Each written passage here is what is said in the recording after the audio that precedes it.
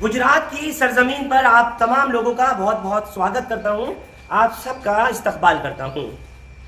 यहीं अहमदाबाद की एक वो लड़की कि जिसने सारी दुनिया को अपनी मौत के पीछे सोचने पर मजबूर कर दिया, और इसी सरजमीन पर एक ऐसी भी लाडली है कि जिसके ना माँ का पता न जिसके बाप का पता, लेकिन वो बच्ची आज अपने शौहर के घर यानी अपने असल घर अब होने जा रही है। उसकी शादी कोई और नहीं बल्कि जमीयत उलमा हिंद की तरफ से जो सरपरस्ती है मौलाना महमूद मदनी साहब की, उनके ज़ेर क़यादत होने जा रही है। और बच्ची का पालन पोषण बाप का नाम अगर किसी ने दिया तो जमीयत उलमा हिंद के सेक्रेटरी मौलाना हकीमुद्दीन कासमी साहब ने दिया, और कुछ ही देर में बच्ची का निकाह होने वाला है। एक तरफ वो बच्ची जिसका नाम आयशा, जो कि जहेज़ के सबब, उस लानत के सबब मौत को लगाया गले, सिर्फ उस जहेज़ की लानत की वजह से, जिसकी शादी आरिफ से हुई थी राजस्थान के रहने वाले। माँ बाप जिस बच्ची के आज भी मौजूद हैं वो बच्ची तो अब नहीं रही, लेकिन एक ऐसी बच्ची जिसके माँ बाप ही नहीं, बच्ची मौजूद है, शादी हो रही है और कोई और नहीं कर रहा बल्कि जमीयत के सरपरस्त कर रहे हैं। मैं आपसे पूछना चाह रहा हूँ, इतना बेहतरीन कदम आप उठाने जा रहे हैं, और दूसरी तरफ एक वो दुख भरी खबर जिसने 25 फरवरी को लोगों को दहलाया। एक खुशखबरी की खबर ये कि आज एक बच्ची को आप विदा कर रहे हैं और एक बच्ची वो की जो दुनिया से चली गई। 26 जनवरी 2001 कश्मीर ज़लज़ला आया। उस वक्त हज़रत मौलाना असद मदनी साहब, मौलाना महमूद मदनी साहब कश्मीर, यहाँ इस वक्त हम खड़े हैं, यहाँ आकर के काम शुरू हुआ। उसके बाद फिर कोशिश ये की गई कि जो बच्चे यतीम हुए हैं उन बच्चों के लिए घरेलू माहौल में माँ और औलाद के रिश्ते के साथ घर बनाए जाएँ ताकि उनको माँ की ममता और पितराना शफ़क़त मुहैया हो। अल्हम्दुलिल्लाह 480 बच्चे और बच्चियों ने अब तक उनकी यहाँ तालीम व तरबियत, और स्कूल के हमारे गुजराती मीडियम में हाई स्कूल तक, प्राइमरी से लेकर हाई स्कूल तक, English medium, teachers training centre, primary teachers training centre, ये सारा निज़ाम, बच्चों की परवरिश, उसी सिलसिले की आज 12वीं कड़ी, अब तक 12 निकाह यहाँ से हो चुके हैं। अल्हम्दुलिल्लाह ये मरियम जिसका निकाह हज़रत मौलाना महमूद मदनी साहब आज पढ़ाने जा रहे हैं, ये हमारे पास सिर्फ 13-14 घंटे की थी जब हम लाए थे।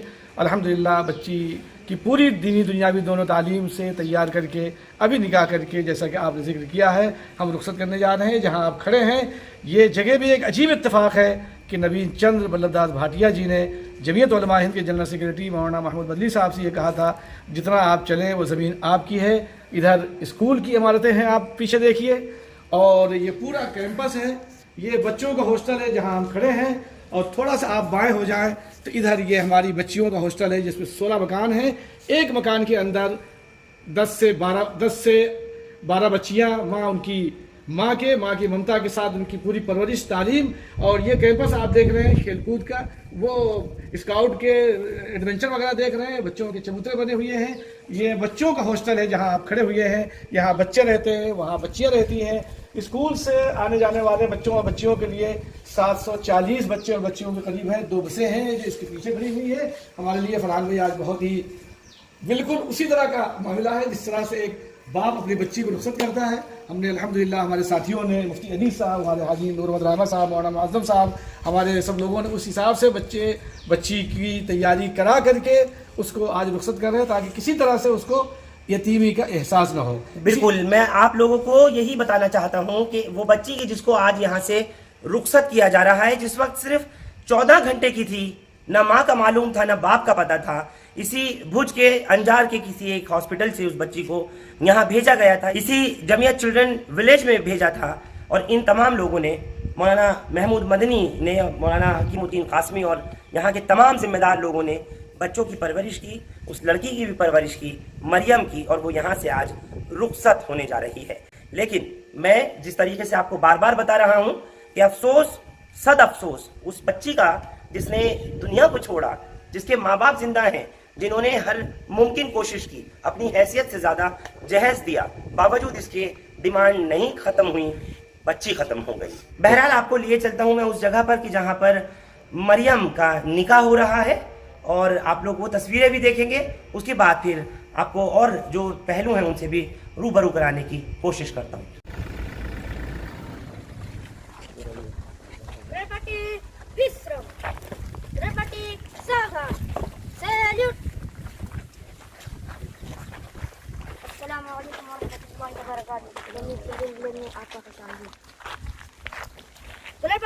पीछे मुड़।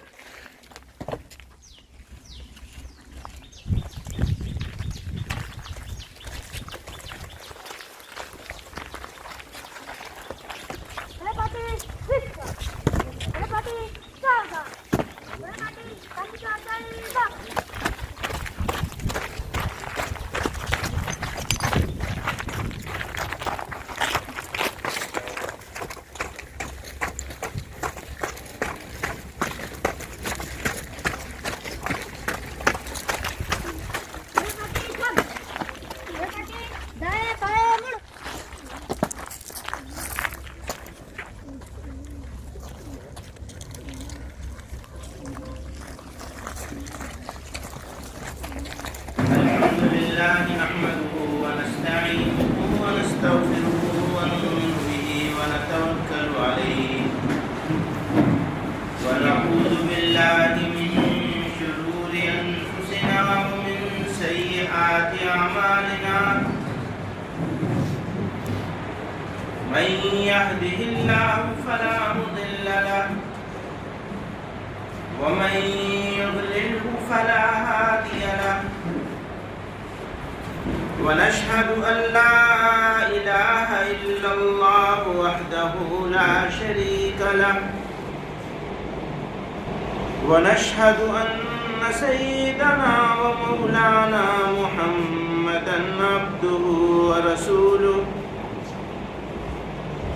صلى الله تعالى عليه وعلى آله وصحبه وبارك وسلم. قال الله تعالى: أعوذ بالله من الشيطان الرجيم بسم الله الرحمن الرحيم.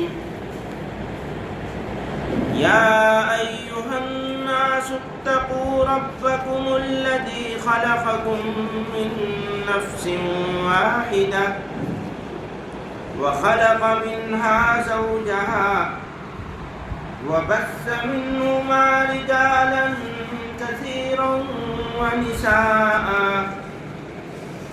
واتقوا الله الذي تساءلون به والأرحام إن الله كان عليكم رقيبا. وقال تعالى: يا أيها الذين آمنوا اتقوا الله حق تقاته ولا تموتن إلا وأنتم مسلمون. وقال تعالى: يا أيها الذين آمنوا اتقوا الله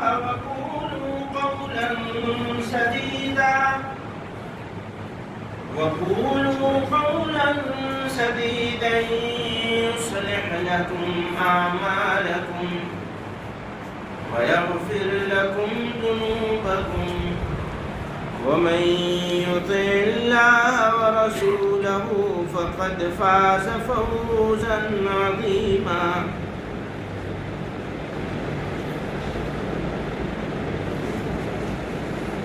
شیخ مریم بنت یوسف کا نکاح بعوض مہر فاطمی میں نے آپ کے ساتھ کر دیا. آپ نے قبول کیا؟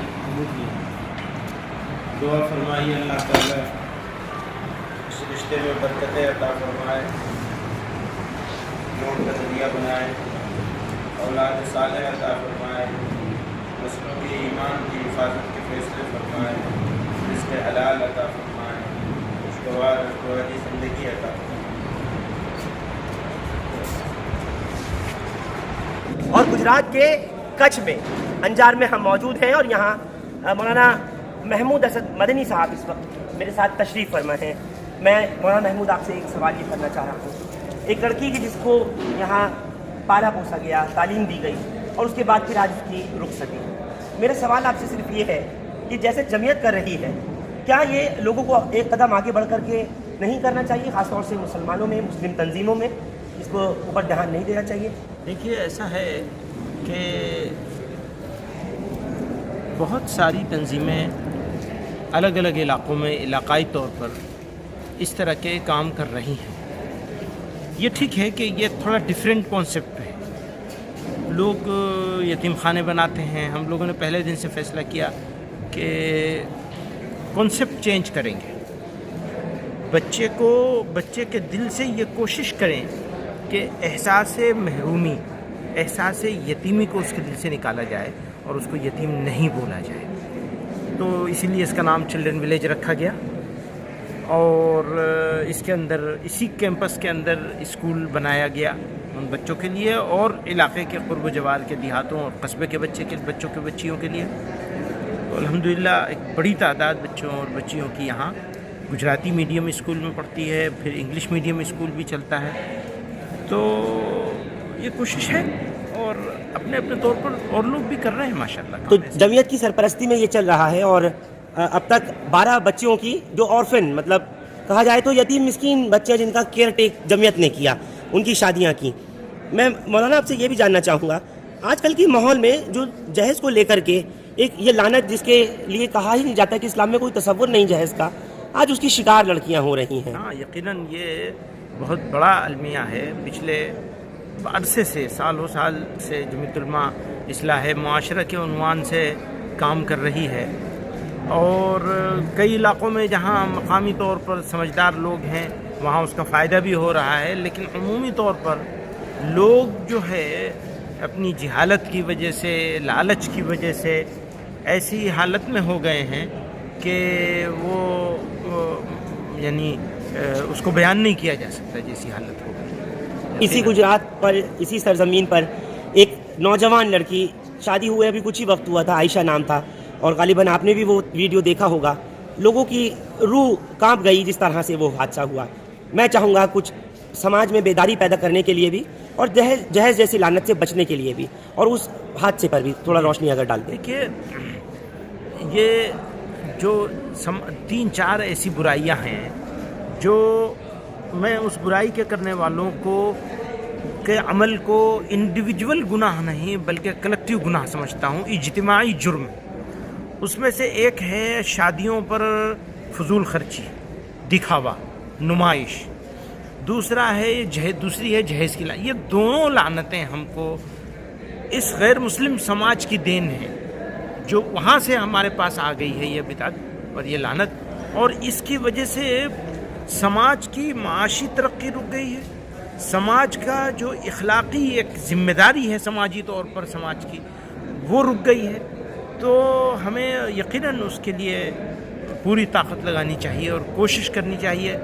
جمعیت علماء تقریباً 30 سال سے اصلاح معاشرہ کی تحریک چلائے ہوئے ہے. مسلم پرسنل اللہ بورڈ بھی چلا رہا ہے اور بھی بہت ساری تنظیمیں علاقوں میں، مدارس یا فکرمند لوگ برادری کی بنیادوں پر بھی بہت سے علاقوں میں کام ہو رہا ہے، لیکن جتنا ہونا چاہیے اس کا 5% بھی نہیں ہے. یعنی 95% ہماری محنت یا ہمارا علاقہ خالی جا رہا ہے.